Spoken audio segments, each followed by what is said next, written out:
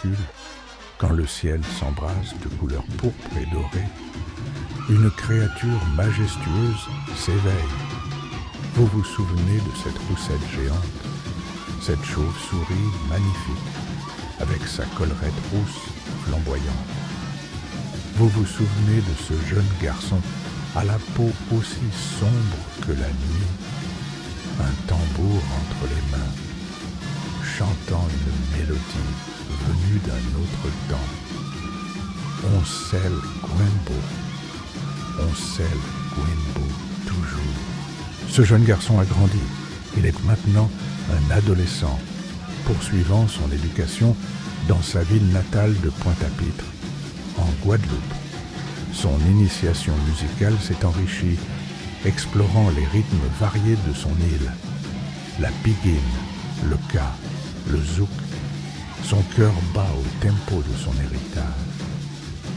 Certains soirs de pleine lune, à la Toussaint ou pendant le carnaval, le secret ancestral reprenait ses droits. L'adolescent se transformait à nouveau en chauve-souris. On disait sur l'île qu'il était un Maufoisé, une créature à la fois crainte et respectée, car il aimait répéter « Mon caractère est qui je suis, et mon attitude dépend de qui vous êtes ». Et il vivait selon cet adage. Ainsi métamorphosé, il rejoignait son compagnon, son frère de toujours, un aigle royal majestueux. Lui aussi était un Maufoisé, originaire de la lointaine Louisiane. Les deux compères s'envolaient alors, voyageant d'île en île à travers toutes les Caraïbes et l'Amérique du Sud, vivant des aventures aussi mystiques les unes que les autres. Parfois, leur périple les menait même à traverser l'Atlantique, à la rencontre d'autres Maufoisés, des créatures terrestres dont nous reparlerons.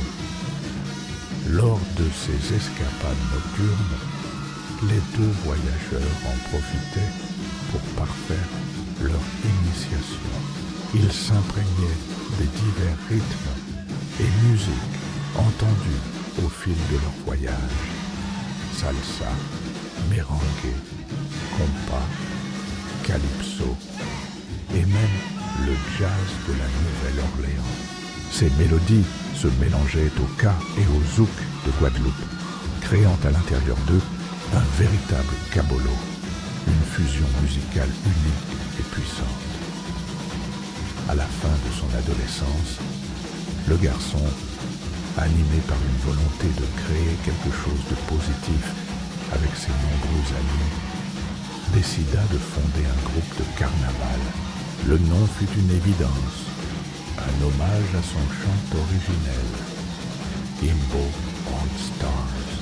Et pour emblème, quoi d'autre que la silhouette énigmatique de la chauve-souris, sa véritable nature. Le lieu choisi pour implanter ce groupe était une véritable source d'énergie, un carrefour symbolique.